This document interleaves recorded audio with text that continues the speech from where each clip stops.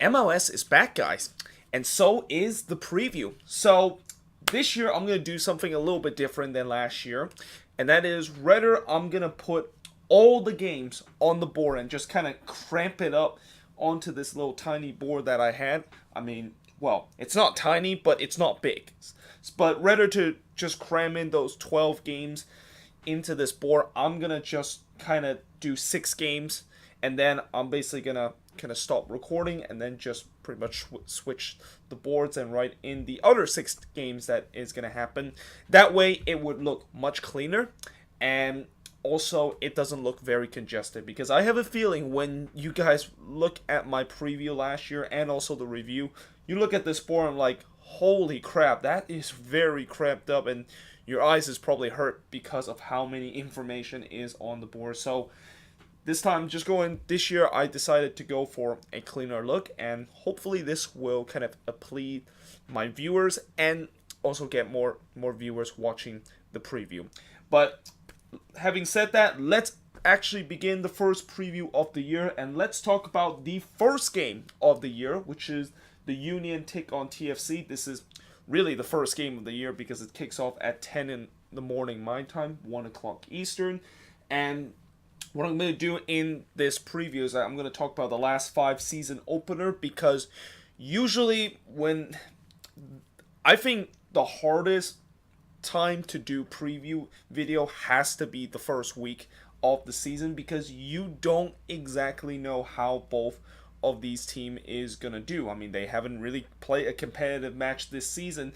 Sure, they play a lot of preseason game, but like I said, preseason usually doesn't really matter and doesn't reflect on what teams would do in the regular season. So it is really hard to predict who's going to win these games, as it's the first week of the year. But having said that, I'm going to look at the last 5 season opener. And for Philly, the last 5 season opener, they won 2-0 back in 2018. They drew 0-0 in 2017. They lost 2-0 in 2016. They drew 0-0 in 2015. And in 2014, they drew 1-1. So they have 1 win, 1 draw, or not 1 win, 2 draw, or 3 draw, and 1 losses in their last 5 season home opener. Well, for TFC, they lost 2-0 last year in their season opener. In 2017, they drew 0-0. In 2016, they won 2-0. In 2015, they won 3-1. And in 2014, they won 2-1 in their season opener. But obviously, these wins back in 2016, 2015, and 2014 was part of when TFC was kind of like still on the top of the world. They were still challenging for MLS Cup, and that they were kind of like the Atlanta United of the MLS heading into the season. Not anymore, though. I mean, talk about how have the mighty fallen for TFC. And for TFC and Philly, this is a big game for both of these teams, because for the Union, they want to get off to a good start and certainly want to please their fans with the new system that they are doing this year, rather than the possession kind of system that they did last year. This year, they're going to go with a press system. For TFC, well, they need to give their fans something to just be happy about. I mean, it's been a hectic last couple of weeks, and it's been a miserable last couple of weeks after getting spanked 5-1 on aggregates by Independiente in the CCL, and just exit the CCL in an embarrassing kind of way. They really need to give something their fans to cheer about and get themselves the first win of the season, although it's not going to be easy because it's on the road against the Union, but we shall see how this game will go. Next up, Orlando. They will be playing against NYCFC, and this matchup sounds familiar, right? That's because this is the 3rd time in the last 5 season opener that both of these teams have met, and I believe this is the 3rd straight time that both of these teams met in the season opener that is going to be at Orlando. And Orlando City actually have a pretty good record against NYCFC in the previous 2 season home opener meeting against them. They won 1-0 and they drew 1-1. Well, I wouldn't say it's a good record, but at least they have 1 win over NYCFC, and NYCFC still have not beat Orlando City in the season opener match that they have, the last two meetings that they had in the last 4 years. But for Orlando City, the last five season opener, well, they drew one in their season opener last year. I believe it was DC United that they drew 1-1. And then of course they won 1-0 against NYCFC. The double squiggly mark is basically saying that both of these teams were facing against each other. They drew 2-2 in 2016, and then they drew 1-1 in their inaugural season. And this is going to be something that I will basically put for expansion team, which is that I'm not going to put their last five season opener if they were an expansion team, because they didn't play in MLS back in 2014. Both of these teams came in the league in 2015. And when you look at this game, certainly it's another big one, because for Orlando City, they need to try to kind of really need to start doing something in MLS, and really start maybe even going to try to make the playoffs, since they still have not made the playoffs ever since they come into MLS. And for NYCFC, what is the post David Villa era is going to look like for this team? This team still definitely have a ton of talent, but will Domi Torren does a good job in terms of utilizing those kind of resources. So it should be a very interesting game to see. And then next up, Columbus. They play against the Red Bulls. This is the rematch of the Eastern Conference semifinal game, where the Red Bulls, of course, beat the Columbus Crew 3-1 on aggregates last year. And for the Red Bulls, obviously they already have played a couple of competitive matches. They, of course, were playing against Pentoa, which they beat them 5-0 in aggregates. Well, for Columbus, this is the first year that they are under Caleb Porter, and that this is kind of a new era for the Columbus Crew, because now they have a new owner, a new manager, and certainly some really they finally got rid of that big black clouds that is over their heads, talking about the Save the Crew movement and whether or not if they're going to move to Austin or not. So the Columbus Crew, feels like a fresh start for them, but they do have a tough task against the defending Supporters Shield winner. Now, in terms of the last five opener, Columbus, of course, won their last opener 2-0. They drew 1-1 in 2017 home opener. They lost 2-1 in the 2016 home opener, lost 1-0 in the 2015 home opener, and won 3-0 in the 2014 home opener. As for the Red Bulls, they won 4-0 in the last year home opener. They won 2-1 in the 2017 home opener, which I think that was the game when they played against Atlanta United, and that was the inaugural game for Atlanta United, and they basically spoiled their party by winning 2-1. And then the Red Bulls, of course, won 2-0 back in 2015. They drew 1-1 back in 2015, or actually they won 2-0 back in 2016, and they lost 4-1 back in 2014. So certainly I think when you look at the record, the Red Bulls, they are currently in a 4-game unbeaten streak in terms of season opener, and it'll be interesting to see how this one would turn out. And Columbus, last time the Red Bulls play against Columbus, they lost that one 1-0 in the Eastern Conference semifinals. So let's see if the Crew can do the same thing, and it will be very interesting to see how Caleb Porter would actually set up this team, and just what is his tactics going to be with this team. Does he stick with the philosophy that Greg Berhalter basically puts on this team, or is he going to bring in his own philosophy and see how it goes? But other than that, it is a very tough task for him. I mean, it's whenever you want your first game with a new team, you want to start things easily, because you want to try out your new kind of tactics and your new philosophy with this team. And when you face an easy team, usually you will of course get a result, and you might think that will work, but unfortunately that won't be the case for Caleb Porter, as straight away he has to face against the Supporter Shield winner last year. But next up, Dallas. They play against New England. So the last 5 season opener for Dallas, they drew 1-1 last year. They won 2-1 back in 2017. They won 2-0 back in 2016. They won 1-0 back in 2015. And they won 3-2 back in 2014. So Dallas, they have been very good in the season opener for the last 5 years.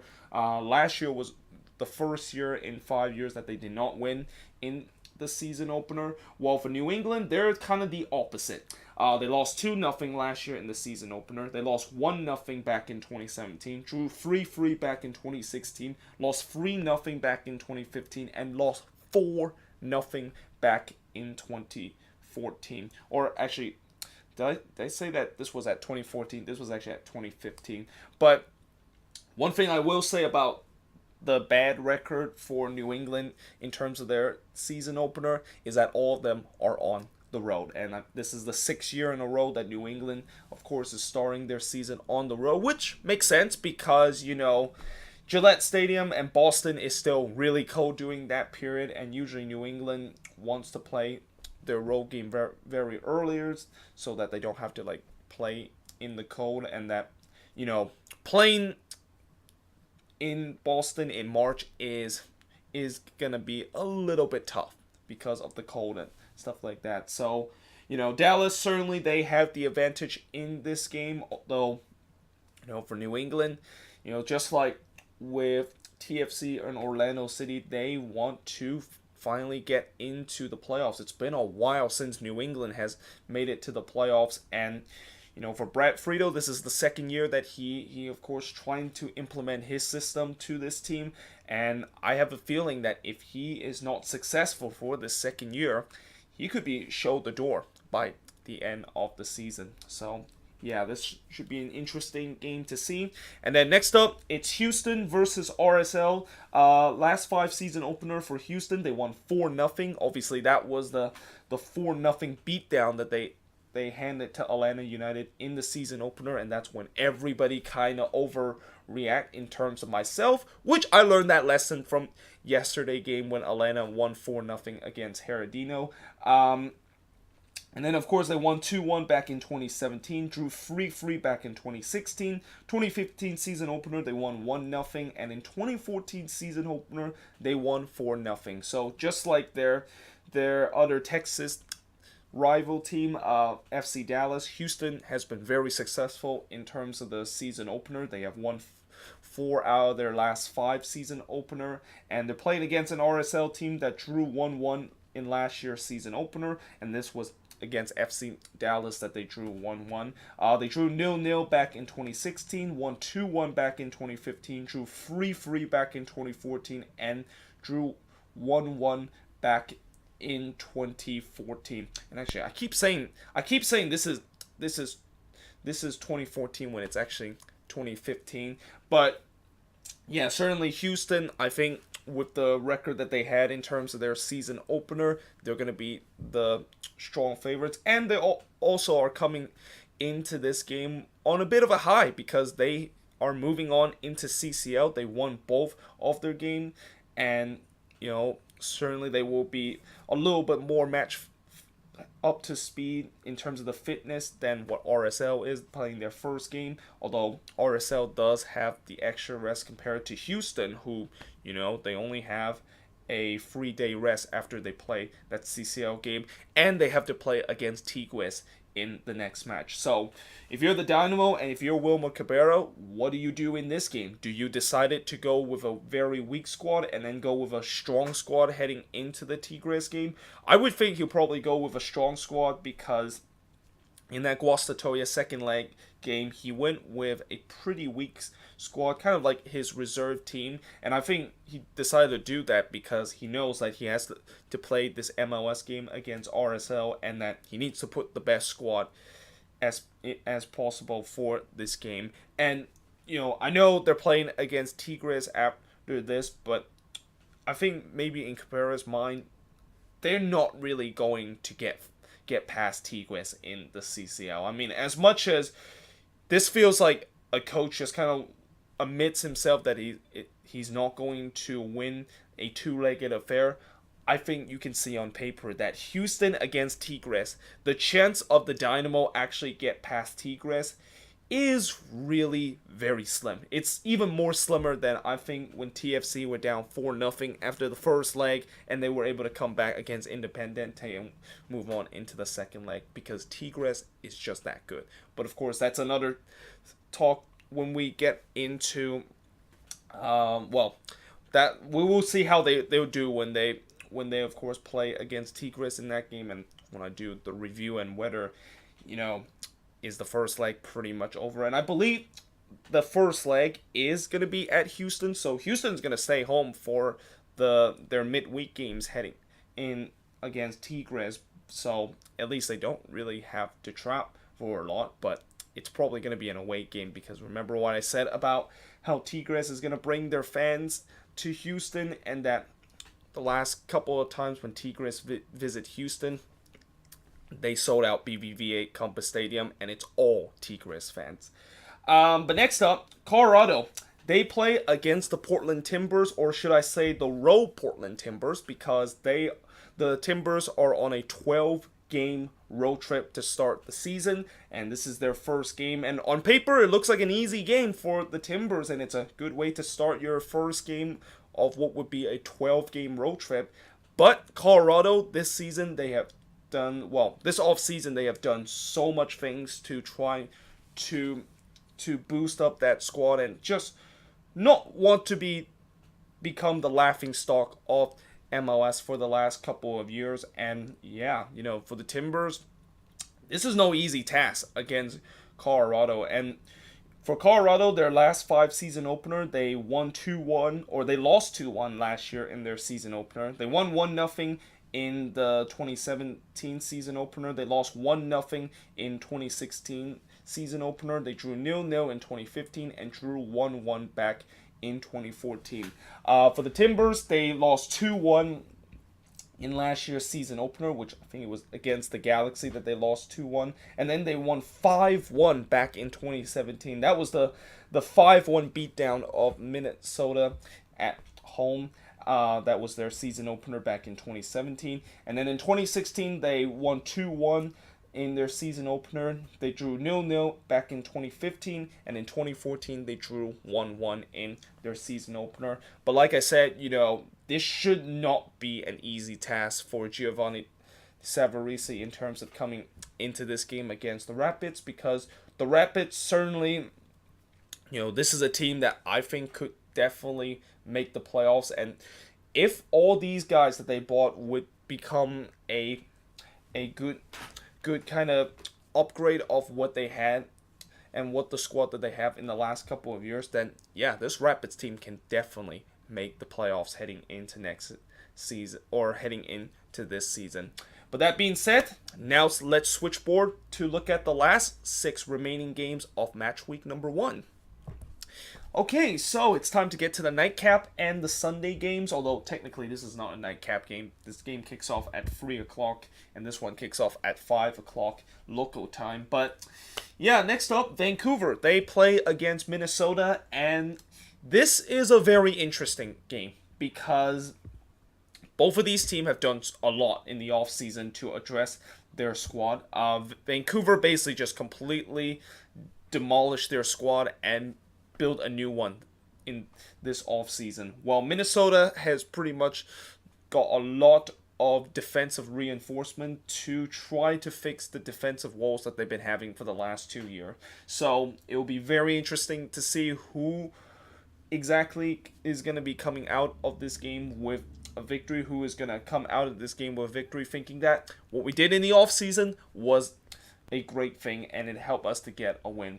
For Vancouver, their last 5 season opener, they won 2-1 in their last season opener. They drew 0-0 back in 2017. They lost 3-2 back in 2016, lost 3-1 back in 2015, and won 4-1 in 2014. 14.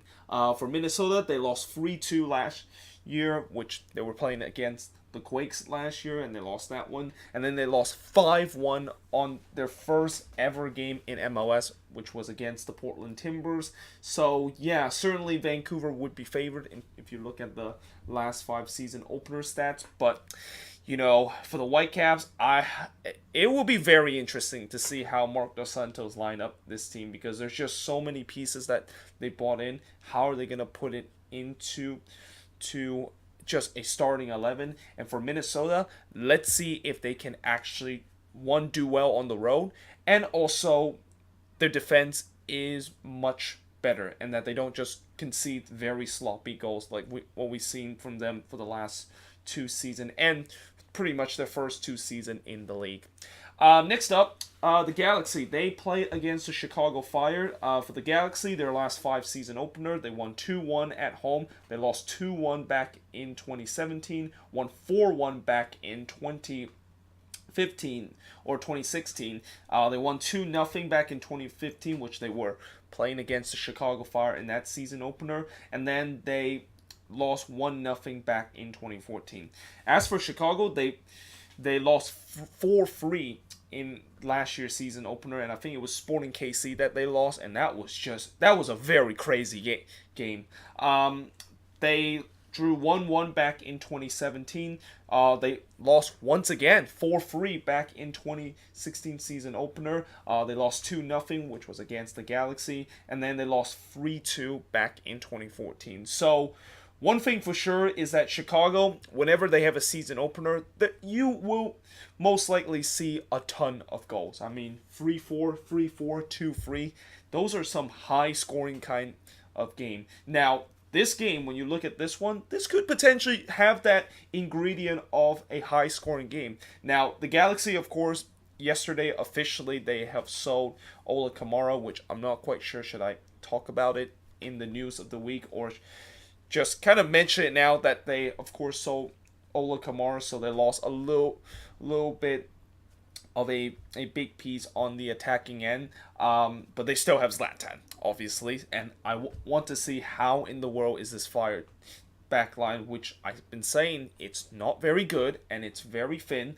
How in the world are they going to stop Zlatan in this game? And as for the Chicago Fire, they also have some firepower going forward. I mean, Nemanja Nikolic, Alexander Katai, both of these guys are definitely gonna try to penetrate that Galaxy defense that, again, it's not very good. So yeah, something tells me this could be a high-scoring game again. Something tells me that the Chicago Fire is going to be once again involved in a high-scoring game, just like what they've been doing in the last two of their last 3 season opener. Next up, Seattle. They play against FC Cincinnati, and I think besides this game, this is probably the one that a lot of people will keep an eye on, because FC Cincinnati is playing their first ever game in MLS. And this is also the second year in a row the Sounders are going to be playing an expansion team. Last year they played against LAFC, which they lost 1-0. They lost the season opener back in 2017 2-1. They lost the 2016 season opener 1-0. They won 3-0 back in 2015, and they won 1-0 back in 2014. But we all know the Sounders season doesn't start in July. Okay, maybe that's a bit of an overused joke right now, considering if you look at these last 3 home season opener, it kind of shows you that they really don't care about the first half of the season. Well, for FC Cincinnati, as I said, this is the first game in franchise history. Well, it's not really in franchise history, but more like in MLS history. You know, they used to play in the USL, and yeah, this is going to be very interesting, and you know, I'm excited to see what FC Cincinnati bring to the table. Now, last year when LAFC played against Seattle, Seattle absolutely dominated that game. Like, they outshot LAFC by a lot, and LAFC got a very early goal to basically put their stamp and put their message in MLS that they can be a good team and, you know, if FC Cincinnati can do that, then I think that could be something that is very similar. I think the Sounders is going to dominate this game once again, because the way FC Cincinnati and the way that I'm seeing this team set up, it looks like it's going to be a very defensive kind of low block team. So, for FC Cincinnati, it's going to be important that they get an early goal in this game. And if they find themselves down 1-0, they could be in trouble heading into this game. But next up, and it's my Quakes team. They play against Montreal, although I would call this game the forgotten game, because I think when you look at all the other matchup in the season opener, this one definitely does not draw you attention. Like, a lot of people wouldn't even realize that the Quakes are actually playing their season opener in the first week, and they're playing against Montreal, which, by the way, let me just turn off this light for a second so that there's no glare here. So, yeah, the Quakes, the last 5 season opener, they won 3-2 against Minnesota. They won 1-0 against Montreal. That was the 2017 season opener, which we, of course, won. They won 1-0 back in 2016, won 2-1 back in 2015, and drew 3-3 back in 2014. As for Montreal, they won 2-1 in their last season opener. They lost 1-0, which was against the Quakes. They won 3-2 in 2014 or 2016. They lost 1-0 back in 2015, and they lost 3-2 back in 2014. So yeah, certainly for Montreal, their record in terms of the season opener hasn't been good, but that's because, like New England, they've been playing all their season opener on the road. Well, the Quakes season opener, they're pretty good, okay? The Quakes have not lost a season opener ever since 2012, and, for Montreal, I think the one thing that they will have an edge over San Jose is that at least Montreal has a pretty good record against the Quakes in their last 5 meeting head-to-head. I believe Montreal have won 2 of the last 5 meeting against the Quakes, and the only meeting that they have lost is that season opener back in 2017. But yeah, I'm definitely very excited about this game. It's the first game that Mateus Almeida is in charge. The Mateus Almeida era is going to be officially begin in this game, and it's definitely not an easy game, because Montreal definitely is a decent team and a team that I think can definitely make the playoffs. But knowing the fact that the Quakes have a lot of tough games coming up, this is a game that we have to win. We have to get 3 points in this game. There's no, if we don't get 3 points in this game, people would say, okay, yeah, it's just the first game. It's going to take a while to get going. No, we don't want to do that. Because if that's what we're going to try to do, then, yeah, by the time that we get going, we're going to be playing against the toughest team. And that's where, even if they lose, during that point, I can't just say, well, they finally got it going, but they were playing against a better team. Well, you probably should have got going if you were playing against some of the weaker teams. So, yeah, this is an absolute must-win for the Quakes, which feels weird saying must-win in the first game of the season, but when you are a team and the fan base kind of think that this team is going to make the playoffs, which, by the way, I'm not one of those. I've been saying that I'm being pessimistic about this team. I still do not believe this team is going to... I know this team's going to improve, but I don't think they're going to make the playoffs, especially how the West this season is just so much harder than it was, or so much stronger than it was in the previous year. But we shall see. We shall see if they can get off to a good start like they've been doing for the last couple of years. Next up, it's the Sunday games now. So both of these are the Sunday game, the national televised game. And we got DC United playing against Atlanta United. DC United, of course, they drew 1-1 in their last season opener against Orlando City.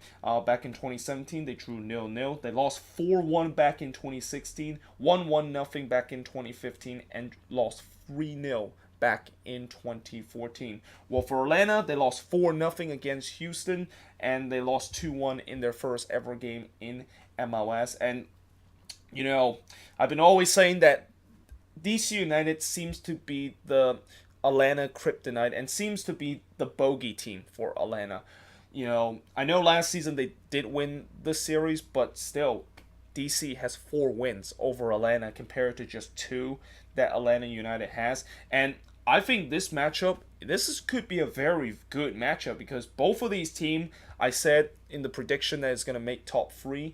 You know, Atlanta, knowing what they did to Herediano the other night, it looked like they're back in their usual self and they're going to try to once again just run over every single team then it is possible. But DC, you know, first of all, this game is at Audi Field, which means that DC is going to probably win because they basically made Audi Field last year as a fortress, and this DC team has definitely gotten much better than what the DC team that is last season, even better than what happened in the second half of the season. So for Atlanta, this is not an easy game. This is a really tough game for them playing against DC. And keep in mind, Atlanta, you know, they did win that game yesterday against Herediano, but now they have to fly all the way back to DC to play in a very big game and in a very short week. So yeah, this is gonna be very, very interesting, and I won't be surprised if DC beats Atlanta because DC has always been a bogey team. Besides the Red Bulls, I think DC is another bogey team that Atlanta tends to have to face. But finally, we got LAFC versus Sporting KC. So this is pretty much the match of the week. This is the one that everybody's going to pay attention to because I believe both of these teams is going to be finished near the top 2 and maybe even challenge for the Supporters' Shield. In the last 5 season opener, LAFC, they won their last season opener and their only season opener, 1-0 over the Seattle Sounders. For Sporting KC, they lost 2-0 in last season opener. They drew 0-0 back in 2017, won 1-0 back in 2016, drew 1-1 back in 2015, and lost 1-0 back in 2014. So Sporting KC hasn't done very well in terms of season opener, but Sporting KC did hand LAFC their first ever loss at Bank of California Stadium last year, and you know, this is a pretty mouth-watering matchup, and you know, this is the same thing I'm gonna say about Sporting KC that is with Atlanta United. I think for Sporting KC, the problem that they're going to be coming into this game is that they're going to have to fly all the way back, and they're going to be playing against LAFC on the road after, of course, winning 2-0 against Toluca. The only problem is, and actually, I'm sorry, I just made a big mistake. Atlanta actually didn't play on the road against Herediano. They actually played at home. So what I said about Atlanta being on the road for this midweek, yeah, just ignore that. I forgot that they play at home in that second leg. But for Sporting KC, it's different. They play on the road. They went to Toluca, which they won 2-0, and it was a pretty comfortable win. But now they have to go on the road to play against LAFC, and not only it's another tough opponent, but they have to adjust the fact that they basically play one game in 8,500 feet of elevation to now playing in a game that is in sea level. You know, that's really tough to try to adjust your body to play so high up in altitude to literally just 3 days later recover yourself to play in an altitude that is at sea level. So be interesting to see how Sporting KC will deal with this, but nonetheless, this is a really big game. This is a mouth-watering game, and it's going to be a game that a lot of people will definitely keep an eye on. I will definitely keep an eye on, and it will be a game that I will pretty much first talk about when I do the review. But yeah, that is it. There you have it. That is pretty much week 1 of the MLS preview done and dusted. Let me know in the comments below what do you think of these games, and let me know in the comments your prediction for all of these games. And yeah, hope you guys enjoy this video. If you do, make sure you guys leave a like, smash that subscribe button, and yeah, I of course will see you guys next time.